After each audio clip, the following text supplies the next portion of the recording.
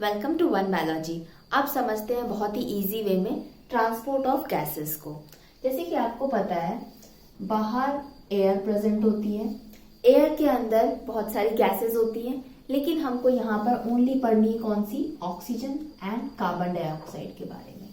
Suppose inhalation process में मैंने air को अंदर ले लिया है, अब ये लंग्स के अंदर गई है, लंग्स के अंदर जाने के बाद यहाँ पर एल्वेलाई में पहुंच चुकी है। एल्वेलाई से क्या होगा, ये जो ऑक्सीजन है ये एल्वेलाई से मूव होके कहाँ आ जाएगी, ब्लड में। ठीक है, एक्सचेंज हो गया। अब ये ब्लड से होते हुए ऑक्सीजन मूव होती हुई जाएगी कहाँ पर, टिश्यू के पास में पहुंच जाएगी। इसके पहले हमने देख लिया है कि कैसे कॉन्सेंट्रेशन, पार्शियल प्रेशर चेंज होते हैं, डिफरेंट होते हैं, ग्रेडियंट फॉर्म होता है, तभी ये ऑक्सीजन ब्लड से टिश्यू में जाती है। और टिश्यू में क्या मिल जाता है इसको, यहाँ पर टिश्यू दे देता है ब्लड को कार्बन डाइऑक्साइड। ठीक है, तो ये दे दी इसने कार्बन डाइऑक्साइड। तो ये कार्बन डाइऑक्साइड मूव होते हुए कहाँ जाती है, एल्वेलाई के पास में, और ये एक्सपिरेशन प्रोसेस से हो जाती है बाहर। तो ये हो गया क्या, ट्रांसपोर्ट ऑफ गैसेस हो गया। ऑक्सीजन एंड कार्बन डाइऑक्साइड का कहां पर हो रहा है, एल्वेलाई से ब्लड में हुआ ट्रांसपोर्ट, और ब्लड से हो गया कहां, टिश्यू में। लेकिन क्या ब्लड से टिश्यू में या टिश्यू से ब्लड के अंदर as it is carbon dioxide और ऑक्सीजन चेंज हो जाएंगी? उसके लिए कुछ कैरियर चाहिए, कुछ मीन्स ऑफ ट्रांसपोर्ट चाहिए। यहाँ पे समझने के लिए हम इस ब्लड को क्या कंसिडर करेंगे, एक रिवर के रूप में कंसिडर करेंगे। ठीक है, वो एक नदी है। अब नदी है तो नदी के अंदर पानी होता है और बहुत छोटे छोटे पार्टिकल्स भी होते हैं। तो सेम इसी तरीके से जो हमारा ब्लड होता है उसके अंदर क्या होता है, प्लाज्मा भी होता है और फॉर्म्ड एलिमेंट्स भी होते हैं। उसके बारे में हम आगे देखेंगे। तो ये ब्लड है जो एक नदी के समान है। ठीक है, अब इस नदी के अंदर, ब्लड के अंदर किसको जाना है, ऑक्सीजन को जाना है, और यहाँ से कार्बन डाइऑक्साइड को जाना है। तो आपको या मुझे नदी में अगर जाना है या नदी को क्रॉस करके कहीं और जाना है, तो आप उतनी बड़ी नदी को तैर के तो जाते नहीं हैंगे, या समुद्र को तैर के तो जाते नहीं है। आप क्या करते हैं, बोट, शिप का सहारा लेते हैं। वो आपका क्या हो जाता है, मीन्स ऑफ ट्रांसपोर्ट। तो इसी तरीके से रिवर के अंदर हम एक बोट का यूज करते हैं ट्रैवल करने के लिए। तो ब्लड के अंदर भी कुछ कैरियर होना चाहिए जो ऑक्सीजन और कार्बन डाइऑक्साइड को मूव करने में हेल्प करे। तो उसके लिए पहले हमें क्या समझना पड़ेगा, जो ये ब्लड होता है इसमें दो कंपोनेंट्स होते हैं। एक होता है लिक्विड पार्ट, यानी कि ब्लड फ्लो हो रहा है पानी की तरह, तो उसमें कुछ लिक्विड पार्ट होगा, और उस लिक्विड पार्ट को हम क्या बोलते हैं, प्लाज्मा। ठीक है, अब आपने ये भी देखा होगा कि ब्लड रेड कलर का होता है, तो उसमें कुछ पिगमेंट्स होते हैं, कुछ फॉर्म्ड एलिमेंट्स के नाम से जाने जाते हैं। क्या बोलते हैं उनको, फॉर्म्ड एलिमेंट्स। अब ये एलिमेंट्स में क्या हो सकते हैं, इसमें आरबीसी हो सकती है, डब्ल्यूबीसी हो सकती है, प्लेटलेट्स हो सकते हैं। ठीक है, तो यहाँ पे हमें डब्ल्यूबीसी का कोई काम नहीं है, प्लेटलेट्स का भी कोई काम नहीं है, क्योंकि ये मूवमेंट ट्रांसपोर्ट में बिल्कुल भी हेल्प नहीं कर रहे। यहाँ पे कौन हेल्प करेगा, हमारा आरबीसी। तो आरबीसी काम करेगा एक बोट की तरह। अब ये आरबीसी जो है ये कैसा है, एक सेल है। आरबीसी क्या है, एक रेड ब्लड कॉर्पसल एक सेल है, और इस सेल के अंदर न्यूक्लियस नहीं है। तो ये आरबीसी जो है इसके अंदर प्रेजेंट है एक पिगमेंट जिसका नाम है हीमोग्लोबिन। ठीक है, इसको हम शॉर्ट में क्या लिख देते हैं, एचबी। और ये एचबी एक बोट या रिवर, एक ऐसी बोट है, रिवर के अंदर आरबीसी एक ऐसी बोट है जिसके अंदर 4 लोग बैठ सकते हैं। कितने बैठ सकते हैं, 4 लोग बैठ सकते हैं। यानी कि ये जो एचबी पिगमेंट है इसके अंदर, इससे कोई 4 मॉलिक्यूल अटैच कर सकता है। अगर ये ब्लड यहाँ पर मूव हो रहा है, ट्रैवल कर रहा है, फ्लो कर रहा है, तो इसके अंदर आरबीसीज भी मूव कर रहे हैं, और इस आरबीसी के अंदर एचबी पिगमेंट भी मूव कर रहा है। तो ये एचबी पिगमेंट ऑक्सीजन को भी लेने के लिए कैपेसिटी रखता है, कार्बन डाइऑक्साइड को भी लेने की कैपेसिटी रखता है। लेकिन शर्त इसकी ये है, जो भी बैठेगा केवल वो 4 को ही ले जाएगा। यानी कि अगर कोई रिवर को क्रॉस करना है और यहाँ पर एक बोट है, तो इस बोट में केवल 4 बैठेंगे, तभी ये उधर लेकर जाएगी दूसरी तरफ में, या जहां भी इसको जाना है। उससे कम में इसको ये नहीं लेके जाएगी और उससे ज्यादा 5, 6, 7 को भी नहीं लेके जाएगी, चाहे कोई भी कंडीशन आ जाए। तो यहाँ पर ये पॉइंट याद रखना है कि Hb जो है 4 मॉलिक्यूल्स को लेके जाता है, चाहे वो ऑक्सीजन के हो या कार्बन डाइऑक्साइड के हो। ठीक है, इतना पॉइंट क्लियर हो गया कि जो ब्लड है ऑक्सीजन और कार्बन डाइऑक्साइड का जो हेल्प कर रहा है ट्रांसपोर्ट करने में, वो कैसे कर रहा है? ब्लड के अंदर प्लाज्मा पार्ट है, जो लिक्विड पार्ट है, वो तो हेल्प करते ही है। दूसरा आरबीसीज होते हैं सेल्स, उसके अंदर Hb होता है जो ऑक्सीजन और कार्बन डाइऑक्साइड को हेल्प करता है मूव कराने में। ठीक है, ये इतनी बात क्लियर हो गई। लेकिन अब एक दूसरा पॉइंट हम समझते हैं क्या यहाँ पर। सपोज मान के चलो जो आपने एयर इनहेल करी थी और यहाँ पर जो कार्बन डाइऑक्साइड एल्वेलाई के पास में पड़ी हुई है बहुत सारी, अगर ये ऑक्सीजन को मैं मान के चलूं कि मेरे पास ऑक्सीजन कितनी है, 100% ऑक्सीजन मेरे पास यहाँ लंग्स में पड़ी हुई है और इस ऑक्सीजन को टिश्यू के पास में जाना है, तो ये 100 ऑक्सीजन यानी कि 100% ऑक्सीजन जो है वो पूरी की पूरी ऑक्सीजन एक आरबीसी या एक Hb मॉलिक्यूल लेके नहीं जा सकता है।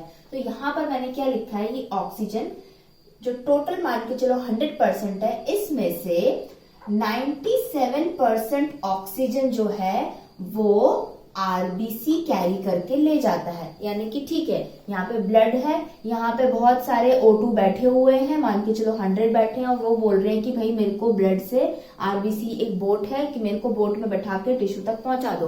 तो आरबीसी क्या बोलती है, देखो तुम्हारे पास में 100 O2 है, मैं 100 को नहीं पहुंचाऊंगा टिश्यू के पास में, मैं ओनली 97% यानी कि 97 O2 को मैं टिश्यू तक पहुंचा दूंगा। तो ठीक है, तो 97 कौन पहुंचा रहेगा? आरबीसी। अब बाकी के 3% जो O2 बचे हैं, बाकी और 3 बचे हैं, उनको भी जाना है, तो वो अंदर क्यों आए? टिश्यू के पास जाने के लिए ही आए हैं। उनको कौन पहुंचाएगा? तो कौन आ जाता है? प्लाज्मा। वो बोलता है चलो ठीक है, मैं तुम्हारी हेल्प कर देता हूँ, मैं भी तो बह ही रहा हूँ, आरबीसी जो है वो मेरे अंदर ही तो बह रही हैगी, तो मैं तुम्हारी हेल्प कर देता हूँ। तो बाकी का जो बचा है ऑक्सीजन वो प्लाज्मा कैरी करके ले जाता है। तो ये वाला पॉइंट आप याद रखना है कि ऑक्सीजन में 97% ऑफ ऑक्सीजन जितनी भी हो, 100 हो, 200 हो, जो है उसका टोटल का 97% आरबीसी कैरी करके ले जाती है टिश्यू के पास में, और बाकी का 3% जो बचा है वो प्लाज्मा कैरी करके ले जाता है। सेम उसी तरीके से जब कार्बन डाइऑक्साइड की बारी आती है टिश्यू से एल्वेलाई तक जाने में, वो भी ब्लड का सहारा लेती है, वो भी आरबीसी का यूज करती है।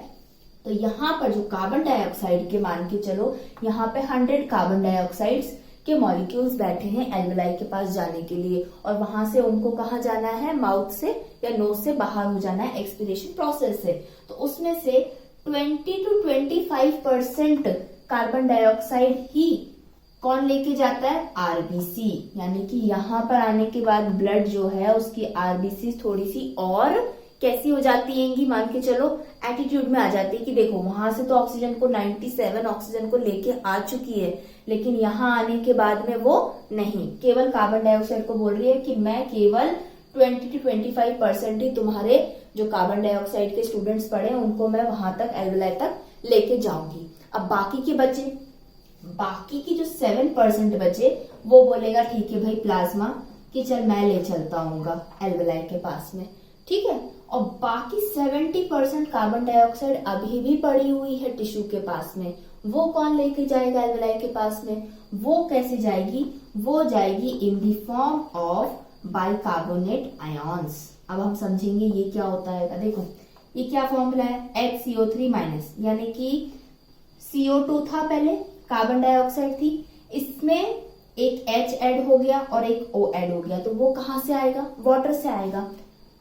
ठीक है, तो ये क्या बन जाएगा? H2CO3 बाइकार्बोनेट बन गया। अब आप सोचोगे ये वाटर कहां से आ गया? ये जो ब्लड है इसमें जो प्लाज्मा है ये क्या है? लिक्विड पार्ट है, वाटर पार्ट है। तो कार्बन डाइऑक्साइड यहाँ क्या बोलती है? यहाँ पर कार्बन डाइऑक्साइड बोलती है ठीक है ब्लड, तुमने आरबीसीज में केवल 20 to 25% ही जाने दी है, और प्लाज्मा ने भी बोला कि ठीक है ओनली 7%, लेकिन मेरे को तो मेरे 70% अभी बचे हुए हैं, मैं कैसे जाऊंगी? अगर तुम लोग हेल्प नहीं कर रहे कोई बात नहीं, तुम्हारे पास पानी तो पड़ा हुआ है ना, पानी दे दो मुझको। तो कार्बन डाइऑक्साइड को पानी मिल जाता है और वो क्या बना लेता है? बाइकार्बोनेट बना लेता है। जैसे ही बाइकार्बोनेट बन गया तो ये भी ट्रेवल नहीं कर सकता, इसमें से भी वो क्या करेगा? एक H को बोलेगा तू चला जा, एक H यहाँ से निकल जाएगा तो क्या हो जाएगा, ये HCO3 माइनस, इस पे नेगेटिव आ गया क्योंकि इसने एक डोनेट कर दिया तो उसके ऊपर नेगेटिव चार्ज आ गया। अब ये जो आयंस होते हैं बाइकार्बोनेट आयंस, ये आसानी से इस ब्लड के अंदर मूव होके चले जाते हैं कहाँ पे, एल्वेलाई के पास में। तो गया यहाँ से भी कार्बन डाइऑक्साइड टोटल 100% एल्वेलाई के पास, और एल्वेलाई से भी पूरी ऑक्सीजन 100% टिश्यू के पास में आई है। तो ये तो हो गया कि आपका ट्रांसपोर्ट ऑफ गैसेस इस तरीके से होता है। लेकिन और भी फैक्टर्स होते हैं जो इनके ट्रांसपोर्ट में अफेक्ट करते हैं, जैसे कि सबसे पहला partial pressure of oxygen, partial pressure of carbon dioxide, H+ ions का कॉन्सेंट्रेशन एंड टेम्परेचर। तो वो भी हम अब देखते हैं। सबसे पहले हम बात करते हैं ऑक्सीजन की ट्रांसपोर्ट की, ठीक है। तो यहाँ पे मैंने क्या लिख दिया, ऑक्सीजन गैस है जो एयर में प्रेजेंट थी, इनहेलेशन प्रोसेस से एल्वेलाई के अंदर यहाँ पर बैठी हुई है, और इसको कहाँ पर आना है, ब्लड के अंदर आना है। ब्लड में आने के बाद वो किसके पास आएगी, वो आएगी आरबीसी के पास में। आरबीसी के पास में कौन है, Hb यानी कि हीमोग्लोबिन है। तो यहाँ पर जो ऑक्सीजन है वो हीमोग्लोबिन के साथ में क्या हो जाएगी, मिल जाएगी, और क्या बन जाएगी वो, ऑक्सी हीमोग्लोबिन, ठीक है। तो ये आरबीसी जो है एक बोट है ना, इसके अंदर Hb नाम का एक जो बोट चलाता है, उसको जो भी बोलते हैं, या शिप है, उसमें एक कैप्टन है जो ये लेके जा रहा है। तो ये Hb के साथ में ऑक्सीजन यहाँ पर बैठ चुकी है इस आरबीसी के अंदर। तो अब इस बोट का नाम चेंज होके क्या हो गया, ऑक्सी हीमोग्लोबिन ये बन चुका है, ठीक है। अब एक पॉइंट यहाँ पे क्या याद रखने वाला है, यहाँ पे ऑक्सीजन कितने आके बैठेंगे इस बोट में, ओनली 4 ऑक्सीजन आकर यहाँ पर बैठेंगे। इस तरीके से 4 बैठ गए। अब ये चारों क्या करेंगे, मूव करेंगे। लेकिन यहाँ पर भी लंग्स के अंदर कुछ कंडीशंस आती हैं। कैसी, पहली जो पार्शियल प्रेशर ऑफ ऑक्सीजन है यहाँ पर कैसा है, आपको क्या लगता है, जब आप इनहेल करते हो तो आपके अंदर ऑक्सीजन लंग्स के अंदर बढ़ जाती है या कम हो जाती है, ज्यादा हो जाती है। तो यहाँ पर यानी कि एल्वेलाई लंग्स वाले लेवल पर पार्शियल प्रेशर ऑफ ऑक्सीजन क्या होता है, हाई होता है, बहुत ज्यादा होता है। और partial pressure of carbon dioxide क्या होता है, बहुत कम होता है। सेम जो H+ आयंस का कॉन्सेंट्रेशन है वो भी क्या होता है, बहुत कम होता है। और टेम्परेचर क्या हो जाता है यहाँ पर, ये भी हो जाता है कम। तो यानी कि ओनली एक कंपोनेंट यानी कि पार्शियल प्रेशर ऑफ ऑक्सीजन ही ज्यादा होता है, हाइड्रोजन, टेम्परेचर और कार्बन डाइऑक्साइड का पार्शियल प्रेशर काफी कम होता है। ये तीनों हो जाते हैं कम और ये हो जाता है ज्यादा, तभी फॉर्म होती है क्या, ऑक्सी हीमोग्लोबिन। और जैसे ही ऑक्सी हीमोग्लोबिन फॉर्म होता है तो ये ऑक्सीजन ब्लड के साथ में आ जाता है कहाँ पर, टिश्यू के पास में, ठीक है।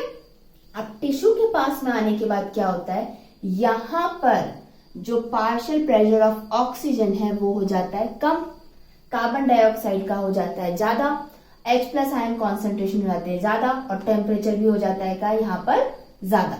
तो इस तरीके से यहाँ लिख देते हैं, हो गया ज्यादा, H+ का भी कॉन्सेंट्रेशन हो गया ज्यादा, टेम्परेचर भी हो गया यहाँ पर क्या, ज्यादा।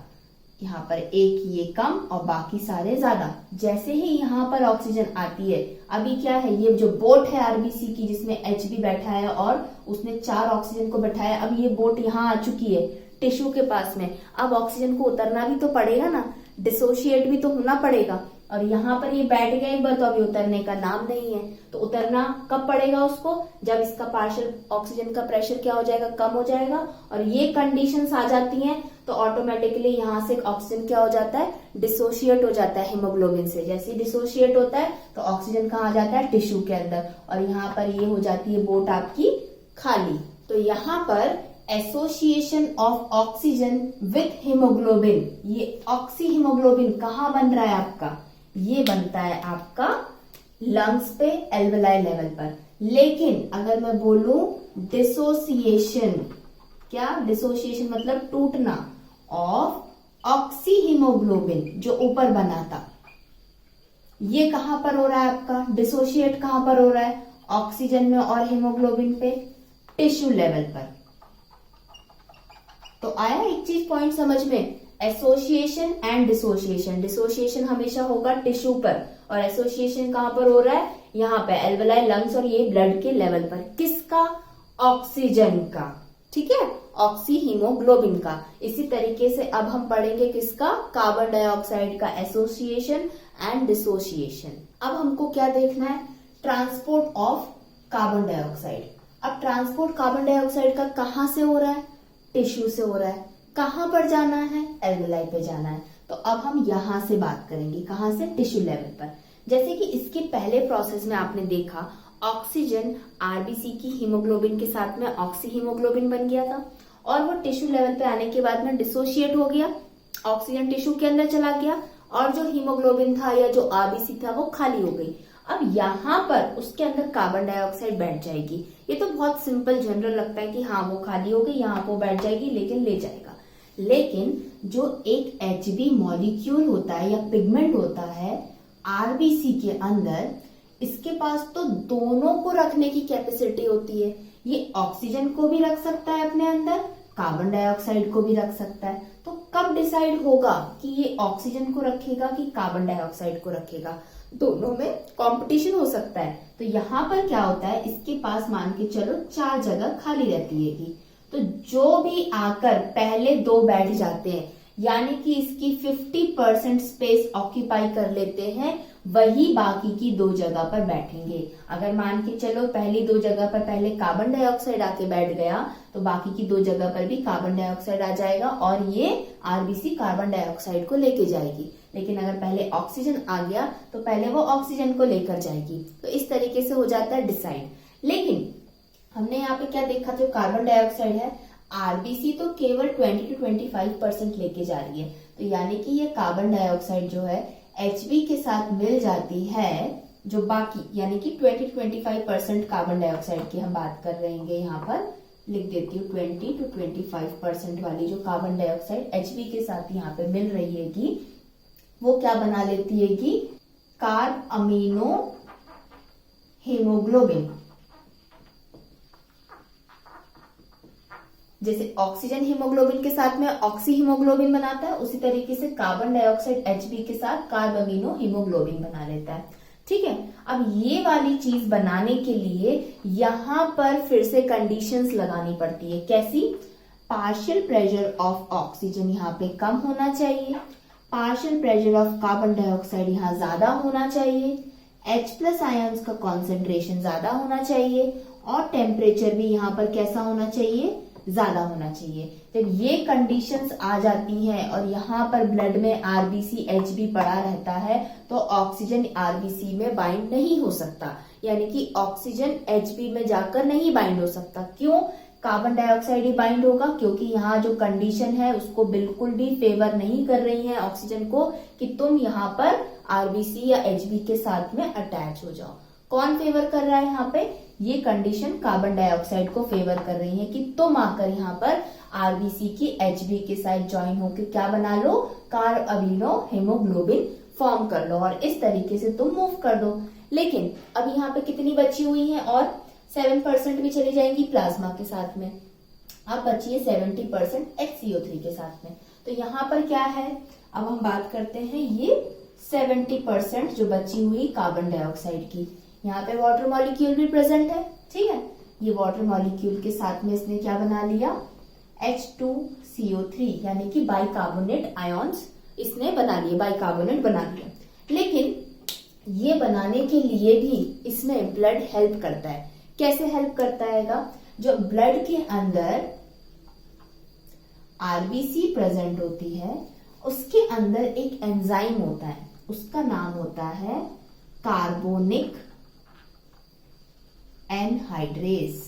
ठीक है, तो ये कार्बोनिक एनहाइड्रेज एंजाइम क्या करता है, कहाँ प्रेजेंट होता है, ब्लड के अंदर ही प्रेजेंट होता है आरबीसी में। तो जैसे ही कार्बन डाइऑक्साइड यहाँ पर ब्लड में जाती है तो कुछ 25% तो एचबी की साइड कंबाइन हो गई, इजीली चली गई। लेकिन ये वाला एंजाइम भी ब्लड में पड़ा हुआ है, उसने क्या करा, हेल्प करा दी ये वाली रिएक्शन होने में। तो ये कार्बन डाइऑक्साइड ब्लड में जो वाटर है उसके साथ मिलके बाइकार्बोनेट बना लेगा और यही bicarbonate in the form of HCO3- के रूप में मूव होकर एल्वेलाई के पास में चले जाएंगे। और ये सब होने के लिए ये वाली कंडीशंस पहले ही आ जाती हैं, जिसके ये सारी रिएक्शंस बहुत इजी हो जाती हैं। तो इस तरीके से क्या हो जाता है, ऑक्सीजन का इनहेलेशन में एल्वेलाई से टिश्यू में ट्रांसपोर्ट और टिश्यू से कार्बन डाइऑक्साइड का एल्वेलाई के अंदर ट्रांसपोर्ट।